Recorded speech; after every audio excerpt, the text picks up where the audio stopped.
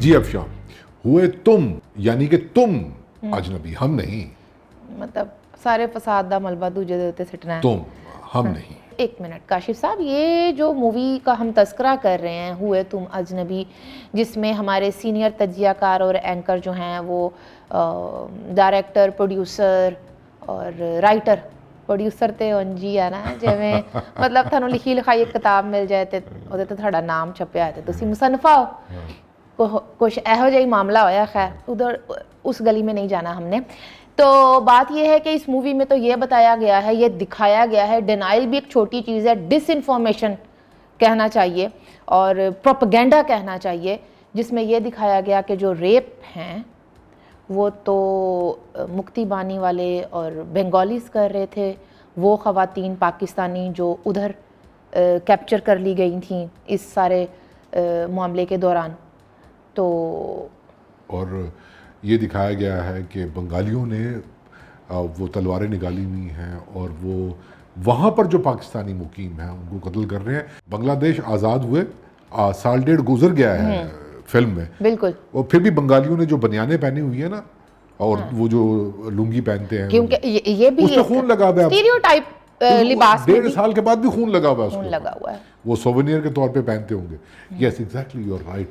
झूठ, बेशर्मी, ढिठाई और कामरान शाहिद जैसे जो है ना एक फिक्री बददियानत शख्स से ये तवक्को नहीं थी, से कम की तवक्को थी। थोड़ी सी मेरा ख्याल था अपॉलॉजी करेगा, लेकिन उसने सारी हदें पार कर दी। देखिए, ये मूवी डिसइंफॉर्मेशन का एक पर्सोनिफिकेशन ही नहीं है, प्रोपेगेंडा की एक पर्सोनिफिकेशन नहीं है, ये इंटेलेक्चुअल डिसऑनेस्टी की भी एक पूरी मिसाल है। इंटेलेक्चुअल कहाँ से आ गया, रहने दें। पाकिस्तानी फिल्म की बात करते हुए ना आप इंटेलेक्चुअल का लफ्ज इस्तेमाल मत करें। मैं फिक्री बददियानती के हवाले से बात कर रही हूँ। नहीं है, ये सिर्फ बददियानती है, सिर्फ बददियानती है। ये झूठे लोग हैं। Pakistani art industry, film industry झूठ का पलंदा है। काशिफ साहब, सबसे पहले तो मैं ये पूछना चाहूंगी कामरान शाहिद साहिब, अब जैसे आपको फोन उठा लेंगे वो, है ना, अच्छा। उनका सेक्रेटरी उठाएगा, हमने किया था, मैं आपका मैसेज पहुंचा दूंगा साहब को, वो इंटरव्यू देते। यार पहला डायरेक्टर है, प्रोड्यूसर है, राइटर है, जो सामने नहीं आ रहा, आप उससे को पूछे कि भाई ये आपने क्या हरकत फरमाई है, तो वो आपको जैसे दे देगा। आप बस वैसे पूछ लें। आप तसव्वुर करें ये कैमरा कामरान शाहिद है। चले पूछे। मेरा पहला सवाल तो आपसे कैमरा लेटा दे भाई पहले तो। अच्छा ठीक है। मेरा पहला सवाल तो आपसे ये है कामरान साहब कि ये जो जीनत और मुंडे दा की नाम सीगा भला, नाजिम, हाँ, जीनत और नाजिम, ये लाहौर से उठकर ढाका यूनिवर्सिटी में पढ़ने क्या गए थे? कोई मतलब हमें बताएं कि ढाका यूनिवर्सिटी में ऐसे कौन से मेजर्स थे जो इधर लाहौर में दस्तयाब नहीं थे, और ये मतलब कि सर मैं बताऊं? हाँ जी, वो तो जवाब नहीं दे रहे। हाँ जी, सब झूठ बोल रहे हैं, मैं बता देता हूँ। जी जी जी। तो वो नाजिम जो है वो लाहौर का एक लड़का है जो बहुत ही अमीर कबीर खानदानी रईस है, और जो लड़की है वो भी दिखाई तो उस वक्त बहुत अमीर है। बाद में आप बताएंगे कि क्या हुआ था। खुल के स्पॉइलर दें ताकि लोग बच जाए, ना देख सकें। नहीं, ये स्पॉइलर नहीं, हम तो सीधी सीधी स्टोरियां बताएंगे। तो कहने का मतलब ये है, पढ़न की कैसी थे? एक बंगाली स्टूडेंट ढाका यूनिवर्सिटी का, बंगाली, लाहौरी नहीं, पाकिस्तानी नहीं, बंगाली, पंजाबी नहीं, बंगाली, वो रेप करने की कोशिश कर रहा होता है उसको, हीरोइन को, जीनत को। तो उसके हाथ में मैंने देखी वो किताब, जिसको बाद में आके नाजिम बचा लेता है, हीरो बचा लेता है। इमरानियात लिखा हुआ था उस किताब के ऊपर। वो इमरानियात पढ़ रही थी वहां पे ढाका यूनिवर्सिटी में, उर्दू में इमरानियात पढ़ाई जा रही थी। वैसे ये झूठे ही नहीं, जाहिल भी हैं। वैसे मैं इस मामले में मैं काफ़ी दिलचस्पी रखती हूँ, और मैं आमिर मुगल से दरख्वास्त करूँगी अब मैं भा, चूँकि वो तो हमारे इंसाइक्लोपीडिया हैं, कि ज़रा ऐसी कोई नंबर्स, कोई तादाद तो पता होगी ना कि जिस वक्त 71 हुआ है तो ढाका यूनिवर्सिटी में वेस्ट पाकिस्तान के कितने स्टूडेंट्स ज़ेरे तालीम थे? कोई नंबर्स, कोई तादाद कहीं मेंशन होगी ना, पता तो चले। बिल्कुल पता चले, और उनमें से कितने लाहौर के थे ये भी पता होना चाहिए।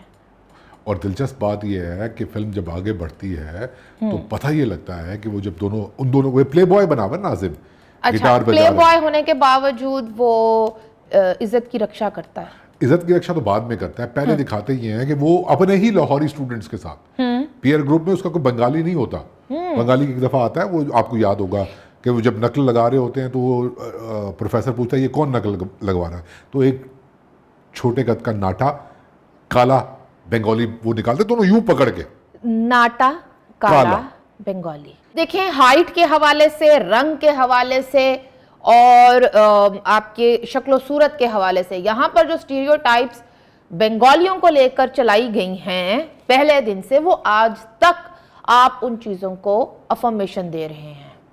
अच्छा, और वो दिखाया बाकी पीयर ग्रुप में इसके पाकिस्तानी लौंडे जो है ना, जो बोलते हैं अलीगढ़ वाली उर्दू है। अच्छा, लाहौर से जाके, लाहौर से जाके बाप का एक्सेंट पंजाबी है। मेरी बात सुने, 71 में, 70s में, इनफैक्ट 60s में, 70s में जो लाहौर के लोग थे वो तो इस तरह से उर्दू नहीं बोलते थे।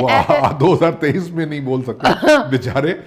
नहीं, बोलना भी नहीं चाहिए, बोल भी कैसे सकते, उनकी मादरी जुबान नहीं है। अच्छा, ओ अल्लाह गले उन मर्दम शुमारियां अपनी मादरी जुबान उर्दू लिखा रहे हैं। दे मेरा मुंह ना खुलवाएं, ये 71 या 2023 की बात नहीं, ये तब का फैसला है जब से अल्लामा इकबाल ने जो है ना उर्दू में शायरी लिखने का फैसला किया, तब से पंजाबी ने फारसी पंजाबी, तब से पंजाबी ने ये तय कर लिया कि हमारा पॉलिटिकल डिसीजन ये है कि पंजाबी से हमारा कोई ताल्लुक नहीं। लेकिन मैं तो अलामा के साथ ना इसलिए भी रिलेट करती हूँ कि मैं भी उन्हीं तरह हाँ जी कहती हैं। हाँ, वो ठीक है, वो जी हाँ मुझसे नहीं कहा जाता। तो बात वापस मोड़ते हैं कहानी की जानिब।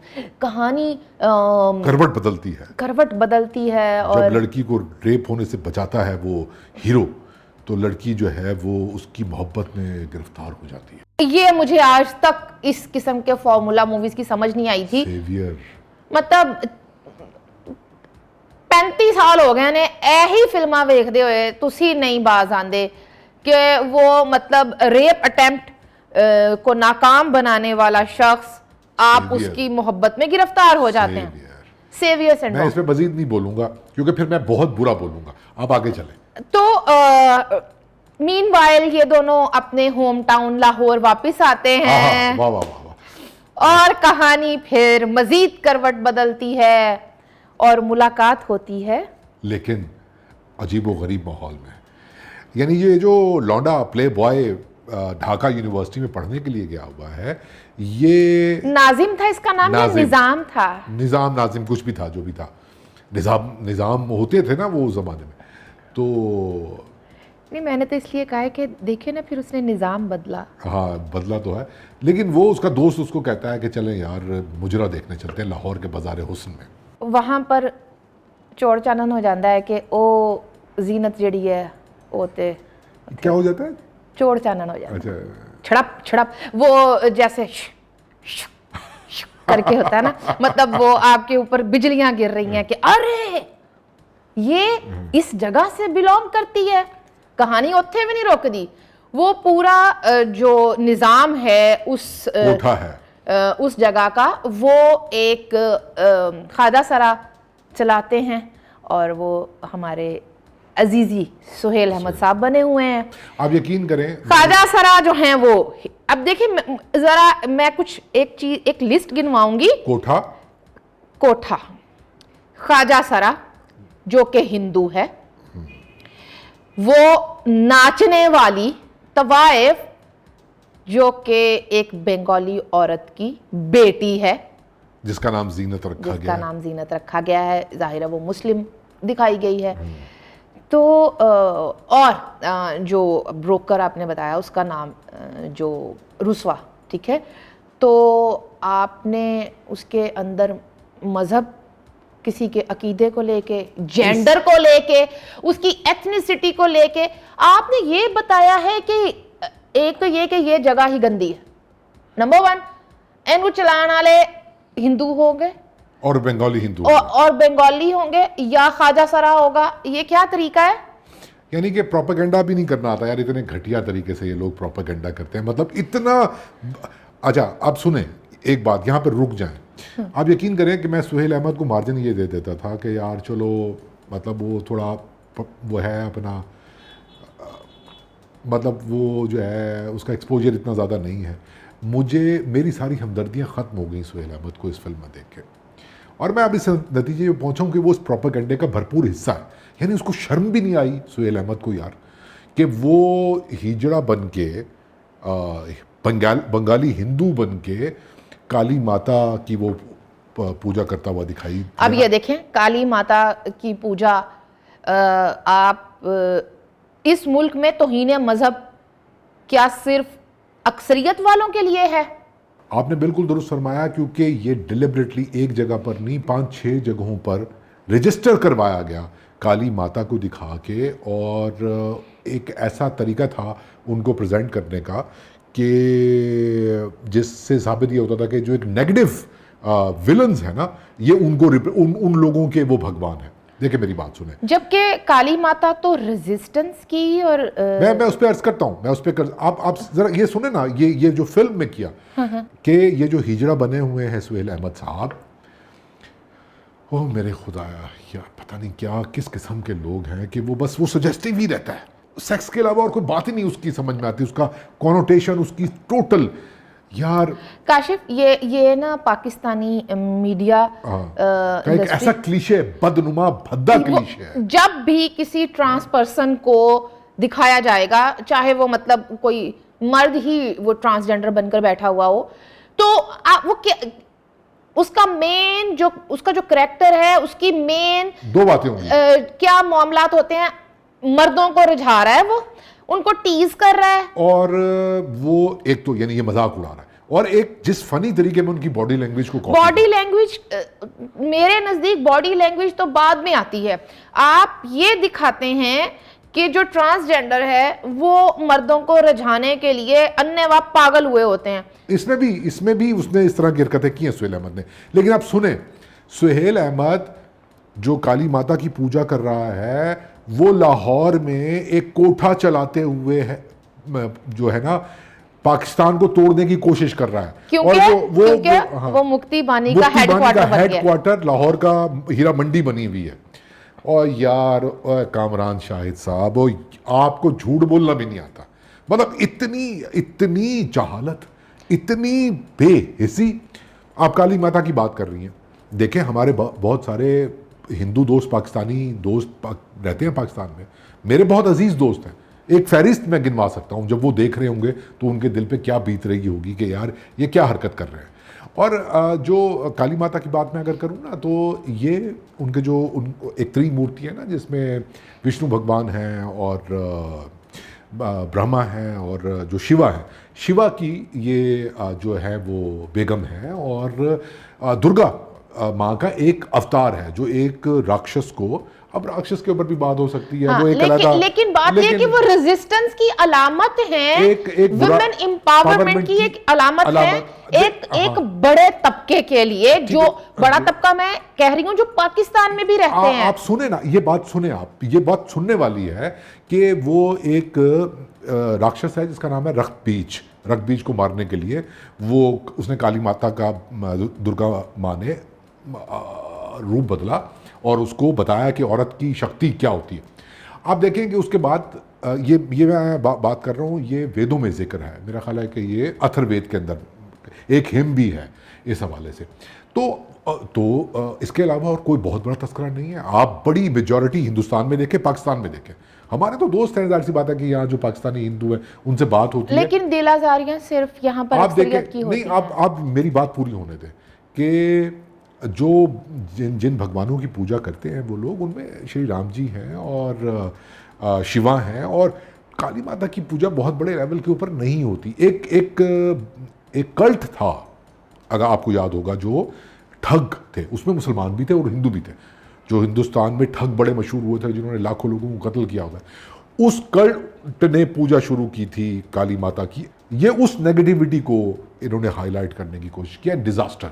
और मैं ये समझता हूँ कि एक जगह पर हिंदू कल्चरल मिनिस्टर है, वो बैठा हुआ है और उसके पीछे भी इन्होंने मूर्ति काली माता की लगाई हुई, ये शो करने के लिए। और इस मामले को 1.5 साल गुजर चुका है बांग्लादेश बने हुए, और अभी तक पाकिस्तानी खवातीन उधर कैप्चर्ड हैं और जिनको वो रेप किया जा रहा है, जिनको कोठे में बिठाया, इसी सुहेल अहमद ने वहां पर जाकर और कहा है मुक्ति बानी वालों ने कि तुम नाचो हिंदू कल्चरल मिनिस्टर के सामने, हाँ जी, हिंदुस्तानी कल्चरल मिनिस्टर के सामने, और उन्होंने कवाली गाना शुरू कर दिया। मतलब एक तरफ उन्होंने काली माता को दिखाया, जिस वक्त वो आते हैं कि हम जागते हैं तो तुम सोते हो, एग्जैक्टली, तो वो फिर आते हैं रक्षा के लिए, और वो उन पाकिस्तानी औरतों को जिनका रेप।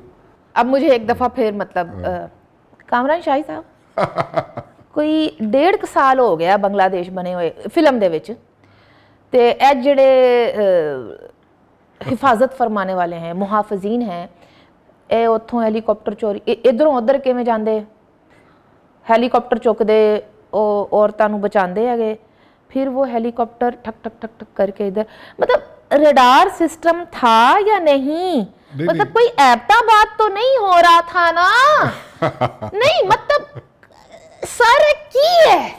सर आपको नहीं बताएंगे, मैं आपको बताता हूँ, सर मसरूफ हैं साहब, इस वक्त बिजी हैं, वो मेरा ख्याल है कि रेवेन्यू इकट्ठा करने में, रेवेन्यू नहीं, वो चुल्लू भर पानी इकट्ठा करने के लिए कोशिश करनी चाहिए उनको।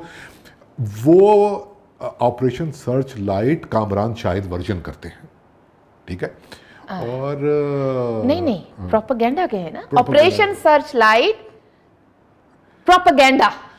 अब फिल्म की स्टोरी बंद क्योंकि एक चीज जो रजिस्टर हो चुकी है, जो हिस्ट्री की किताबों में है, जिन लोगों ने भुगता है, वो बात कर रहे हैं, और आप एक सो कॉल्ड काउंटर नैरेटिव ला रहे हैं। अब आप ये बात खत्म कर दें, मेरा ख्याल बहुत गुफ्तगू होगी फिल्म के ऊपर, स्टोरी के ऊपर, इससे ज्यादा ना हमारी हिम्मत है, ना आपकी हिम्मत है, और ना ही किसी समझदार। अभी तो बेटी भी पैदा होनी थी उनके यहाँ, बस आप छोड़ें, वो निकाह भी हो गया। अरे अभी तो हमने ये भी बात करनी थी कि वो जो जीनत है, वो जो जीनत है, जो बंगाली तवाइफ की जो बेटी, बंगाली तवाइफ की, आपको समझ आ गई, बंगाली तवाइफ की बेटी बताई गई है, वो असल में उस लड़के के बाप की बेटी है, और ये लड़का जो है ये असल में उस बंदे का भतीजा है।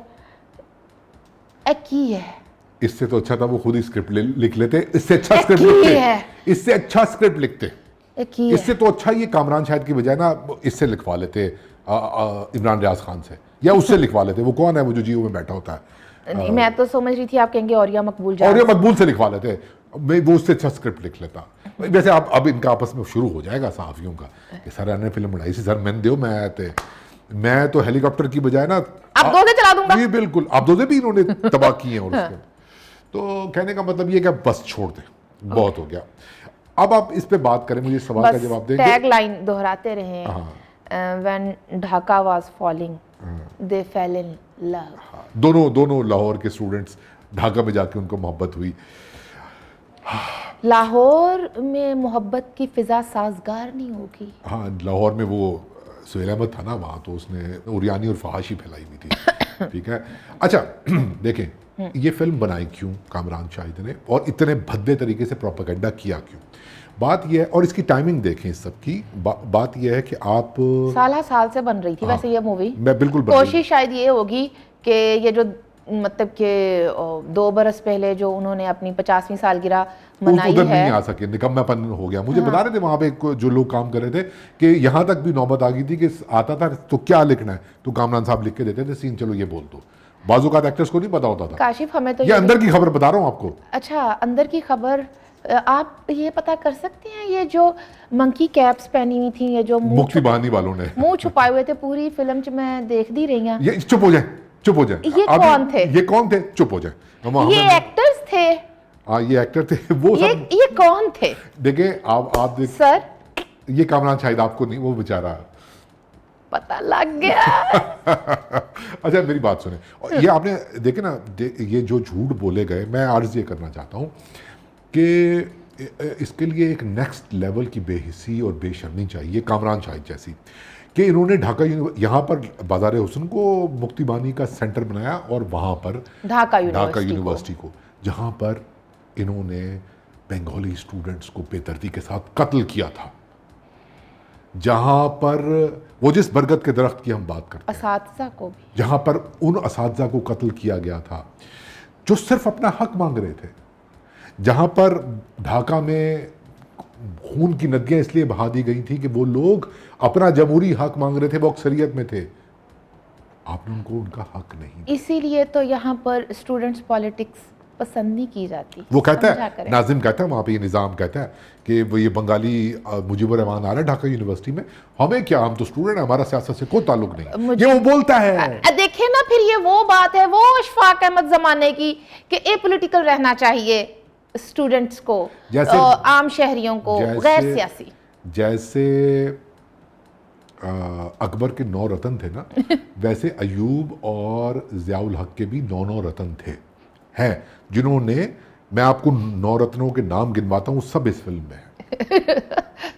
अभी आखिर में जाके एक बड़ा रतन निकलेगा। नहीं, मैं आपको सब अभी बताऊंगा। देखो, एक तो उन्होंने तसव्वुफ, जो एक सरकारी तसव्वुफ बनाया अयूब खान ने, रियासती सॉरी राइटर्स, तसव्वुफ का रियासती तसव्वुर जो राइटर्स गिल्ड की सूरत में, ये पहले तो वो थे ना, अपना कुदरतुल्लाह शहाब ने झूठ बोला, उसके बाद फिर झूठ का सारा जिम्मा ले लिया अशफाक अहमद ने और बानो कुचिया ने।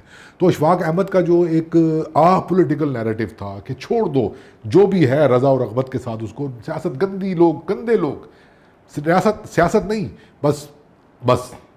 तो वो उसकी एक सूरत, हमारी एक बहुत बड़ी सिंगर है आबिदा परवीन साहबा, वो जनरल ज़ियाउल हक का रतन है, उसी ज़माने में पॉपुलर भी हुई थी, वो भी इस फिल्म में मौजूद थी कि वो एक सूफियाना गीत उन्होंने गाया, हाउसिंग सोसाइटी का गीत गाते गाते उन्होंने इधर भी गा दिया। नहीं जी, हाँ, ये गीत यकीनन पहले गाया गया होगा। हाउसिंग सोसाइटी दीवारी तो बाद जो आई है, वो हर जगह पर जाती हैं जहां पर वो, ये तो ये हमारा आर्टिस्ट है झूठा, ठीक है।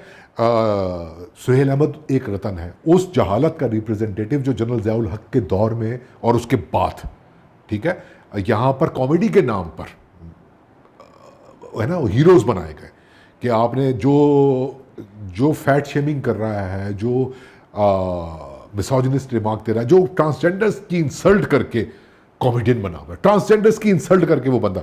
और मैं आपको गिनवाऊँ, आबिदा परवीन और सुहेल अहमद तो हो गए, अच्छा जी, जनाबे जॉन एलिया साहब की भी एक गज़ल थी उसमें, सारे रतन पूरे हैं, मतलब सबसे ये अहम लेफ्ट राइट के रतन मिला के। आखिर में जाके फिर एक रतन रह गया था। कौन सा? अली जफर, वो द अलेज्ड हरेसर। और वो भी वो कहता है हुए तुम अजनबी, और यहाँ ऑपरेशन सर्च लाइट हो रहा है और वो उनको आजाद कर, बाकी यार काशिफ, ये हम के ठहरे अजनबी की तहरीफ है, पता नहीं तहरीफ है या तारीफ है या तौसीफ है, लेकिन आप देखें कि उसमें वो जब आज़ाद करवा रहे होते ना, वो जो जज बनी हुई है, क्या नाम था उनका, रिजवी साहिबा जो थी, और जिनके शौहर जो हैं वो जर्नलिस्ट थे, दोनों को जर्नलिस्ट ने सच लिखा, उसको भी कत्ल कर दिया गया, और रिजवी साहिबा जो हाई कोर्ट की जज थी उधर ढाका में, कोई बंगाली नहीं था। काशी साहब, देखें ये मूवी देखकर एक और भी सवाल उठता, कामरान शाही साहब, तुसी ना चाहते हुए भी एक गल मतलब कंफर्म कर दी थी आपने, बड़ी पोस्टों के ऊपर सारे ये इस साइड वाले ही थे, या मतलब यही बंगाली कोई नहीं सी लभ्या ओ, मतलब जज साहिबा बनन ली या ओदा, फिर ते सच्चा ही सी बेचारे, मतलब अरे ये इतना भद्दा रवैया कि भुट्टो शहीद को भी एक सीन में दिखाया, और वो ये भी तो साबित करना था ना कि ये अस्करी गलती नहीं, ये सियासी गलती थी। कामरान शाहिद साहब इतना, कामरान शाहिद इस तरह की डायरेक्शन देंगे, जो पैसा लगाता है चलना उसी हिसाब से पड़ता है। लेकिन यार ये बंदा तो बहुत साफी है ना, बंदा तो आर्टिस्ट है। तो रेजिस्टेंस नाम की कोई चीज है? वो आर्ट का सियासत से क्या ताल्लुक है? और रेजिस्टेंस से आप छोड़े इन बातों को, एंड की तरफ आते हैं। जो स्टीरियोटाइप्स और जो क्लिशेस इस सोसाइटी में बुरी तरह से इंजेक्टेड हैं, उनको मजीद आपने तो बूस्टर शॉट्स दिए हैं उनको। अब शायद देखिए, सबसे अहम बात यह है कि आप अपने मुल्क में फिल्म बना के दिखा लेंगे इन ज़ॉम्बीज़ को, जो जनरल ज़ियाउल हक ने बनाए हैं, इन ज़ॉम्बीज़ को, पाकिस्तान तहरीक इंसाफ वालों को आप, या सपोर्टर्स को, इन लोगों को आप ये फिल्म दिखा लेंगे। चले, पाकिस्तान तहरीक इंसाफ के अलावा भी ये वसी पैमाना है। अभी तो वो हकीकी इनकलाब के लिए मसरूफ हैं। अब उसको शौक पड़ गया, मुजीबुर रहमान बनने का। कह दिया है कि हुए तुम, हुआ मैं अजनबी। अब वो उसको मुजीबुर रहमान, अब पता नहीं ये दोबारा फिल्म बनाएगा कामरान शाहिद। पहले तो मुजीबुर रहमान को इसने वो बनाया ना, विलन बनाया। नहीं काशिफ साहब, खान साहब को भी तो कहा गया ना। अच्छा, नहीं, खान साहब भी कह रहे हैं ना हुए तुम अजनबी। हाँ ये भी है। खान साहब अपनी फिल्म खुद बनवा लेंगे, छोड़े ये कंफ्यूजन ही मचाना ना, कड़मस्त वो मचा लेंगे। देखिए आपने बना ली फिल्म है, बड़ा तीर मार लिया आपने झूठ बोल के, जो कि पाकिस्तानी फिल्में हैं ही, पाकिस्तानी टीवी ड्रामे झूठ का पलंदा है, ठीक है, और स्टीरियोटाइप्स का पलंदा है ना। आप किसी इंटरनेशनल मार्केट में ये फिल्म दिखा सकते हैं? आपके साथ क्या सलूक होगा ये फिल्म अगर ढाका में रिलीज हो? नहीं नहीं नहीं, ये फिल्म अगर आप इंडिया में रिलीज करके देखें, आप ये फिल्म यूरोप में रिलीज करके देखें, क्या रिएक्शन होगा उन लोगों का जब वो ये फिल्म देखेंगे कि यार इस तरह की फिल्म बन रही है पाकिस्तान में? नहीं, आपको ये कैसे महसूस हो गया कि ये इंटरनेशनल ऑडियंस के लिए ऐसी मूवीज बनती हैं? अगर उनके लिए बने तो फिर तो पाकिस्तान में रिलीज ही ना हो। बात ये है, मैं इसको कंक्लूड कर रहा हूं, अगर आप मुझे 1 मिनट जी, आपका वक्त शुरू होता है। बांग्लादेश 1971 में आज़ाद नहीं हुआ था, ये उस वक्त आज़ाद हो गया था जब सर सैयद अहमद ख़ान ने, जो कि बानी हैं दो कौमी नज़रिए के और वो रेसिस्ट भी हैं, क्लासिस्ट भी हैं, वो आदमी था वो जिसने एक क्लास की सूरत में उर्दू कॉलोनाइजेशन का आगाज़ किया था। ये सिर्फ अंग्रेज़ों की, ब्रिटिश राज की कॉलोनाइजेशन नहीं है, ये उर्दू कॉलोनाइजेशन हुई इस खित्ते में रहने वाले लोगों के, बंगालियों के ख़िलाफ़, और उनको उनकी ज़बान से हटा के उन्हें ये कहा कि आप उर्दू बोलेंगे। बांग्लादेश उस वक्त आज़ाद हो गया था जब इन लोगों ने तय कर लिया था कि ये बंगालियों को उनके कल्चर और उनकी ज़बान बोलने का हक़ नहीं देंगे, उनके कल्चर को प्रैक्टिस करने का हक़ नहीं देंगे। आप शायद देखें, पाकिस्तान बना था अक़लियतों के तहफ़्फ़ुज़ के लिए, और जब पाकिस्तान बना था हिंदुस्तान में मुकीम एक बड़ी अक़लियत के तहफ़्फ़ुज़ के लिए, हकूक़ के तहफ़्फ़ुज़ के लिए। ये नारा था ना। जब पाकिस्तान बन गया तो उसकी अक़लियत में जो सबसे बड़ी अक्सरियत बन गई, वो अक्सरियत बन गई, और उस मुल्क की जो सबसे बड़ी अक़लियत थी वो हिंदू थे, पढ़े लिखे हिंदू थे जो बंगाल में रहते थे, ठीक है, जिनकी तादाद तकरीबन 1 करोड़ के बराबर थी तकरीबन। और वो लोग अपने हकूक़ भी जानते थे, वो लोग जिन्ना के सारे प्रोमिसेस को भी उन्होंने डीकंस्ट्रक्ट किया हुआ था। उन लोगों ने जब बात की कि भाई ये तो जमहूरियत है, जिन्ना ने तो हमें ये कहा था ये होगा, तो इन्होंने उस पर इल्ज़ाम ये लगाया कि ये हिंदू है और ये हिंदुस्तान की लाइन लेके जो है बांग्लादेश को पाकिस्तान से अलग। ये तो वही बात होगी कि आप ये कहें कि पाकिस्तानी हिंदू, मेरे दोस्त, हमारे दोस्त जो पाकिस्तानी हैं, ठीक है, वो हिंदुस्तानी नज़रियात को फ़रोग़ दे रहे हैं पाकिस्तान में। ये वही बात ये आपको याद आ रहा है वो एक कमीशन की रिपोर्ट? ये बात आपने बड़ी अहम बात कही। वो अयूब खान ने एक कमीशन बनाया था जिसका जो हेड था वो एक रिटायर्ड सुप्रीम कोर्ट का चीफ जस्टिस था, और उन्होंने ये फैसला करना था कि भाई ये जो लोग हैं वो अपने वक्त का रिटायर्ड बाबा रहमता था। बिल्कुल बिल्कुल। आप सुने ये बात तारीख में लिखी हुई है कि पाकिस्तानी अक़लियतें जिनकी प्रिडोमिनेंटली जो हिंदू थे बंगाल में रहने वाले, उनकी पॉलिटिकल रिप्रेजेंटेशन कैसे होगी, जुदा गाना या गैर जुदा गाना। वो कहते थे भाई हम क्यों जुदा गाना, क्या उसको सेपरेट इलेक्टोरेट लें, हम भाई सबके साथ हैं। बिल्कुल। तो ये कमीशन बना था कि भाई तय होगा कैसे बनेगा। उन्होंने ये लिखा उस तब, अगरचे वो पास नहीं हुआ, अयूब खान ही बहुत कमज़ोर हो गया था उसके बाद, तो उन्होंने लिखा कि ये हिंदू जो है बंगाली, ये पाकिस्तान के नज़रिए के ख़िलाफ़ है और ये हिंदू कल्चर को वहाँ पर फ़रोग़ देना चाहते हैं, साड़ी पहनना चाहते हैं, बंगाली बोलना चाहते हैं। बंगाली हिंदू कल्चर है, साड़ी पहनना हिंदू कल्चर है, उर्दू मुसलमानों का कल्चर है, और शलवार कमीज़ पहनना भाई ये उर्दू कॉलोनाइजेशन है। क्या पूरी दुनिया के मुस्लिम शलवार कमीज़ पहनते हैं? ये उर्दू कॉलोनाइजेशन है जिसने एक रियासती नैरेटिव बनाया, और उस रियासती नैरेटिव के नतीजे में आपने अपने पख्तून को भी नाराज़ किया, उसके साथ भी झूठ बोला, बलोच के साथ भी झूठ बोला, सराइकियों के साथ, सिंधियों के साथ, इवन पंजाबियों के साथ भी झूठ बोला गया, जो पंजाबी ये समझते हैं कि हमें अपने कल्चर और अपनी ज़बान को जो है वो उसको प्रायोरिटी दी जानी चाहिए। खैर वो एक अलग डिबेट है कि वो क्यों क्या गठजोड़ बना बाद में। तो ये फिल्म दरअसल उस रियासती नैरेटिव का, उस झूठ का 2023 में एक मरतबा फिर नाकाम दिफा था। अब देख लें घड़ी, मेरी बात पूरी हो गई है। रिजवी साहबा, हाँ, ढाका हाई कोर्ट की एक जज जिसका शौहर जर्नलिस्ट था, 2 जीम रल गए सी। खैर मैं इससे आगे बात करूंगी तो दिक्कत हो जाएगी हमारे लिए।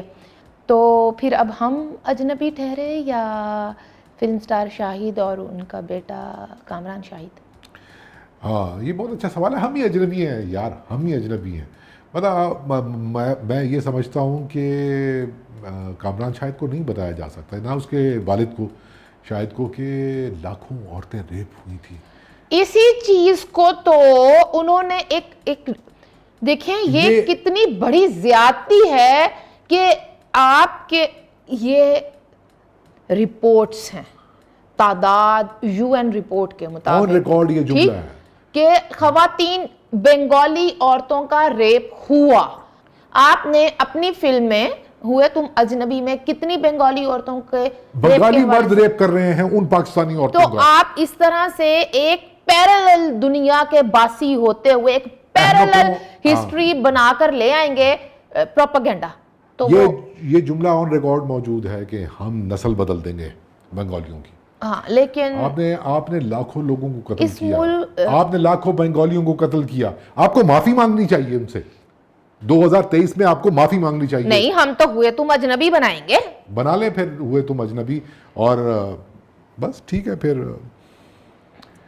अफसोस। अच्छा काशी साहब, मुझे ये बताएं कि ये ईद उल फित्र पे ये फिल्म रिलीज हुई थी ना, तो कितना खिड़की तोड़ रश ले लिया होगा इसने, कितना का रेवेन्यू आ गया होगा? कामरान शायद फ़ोन उठाते नहीं है, और नहीं, टीवी पे अपना शो वो रूटीन में कर रहे हैं, दा मतलब काम ठंडा ही रहा, ठंडा ही है। और वो पले हो पैसे लाए हो ना, जो ने लिए मैंने कहा था, हाँ पले हो पैसे लाए हो ना, तो कमर नहीं खिलोंदी। मतलब बंदा ऐसे नहीं बैठता। कमर तो उनकी पहले भी नहीं खलोती थी, वो पहले भी लेट के ही करते थे।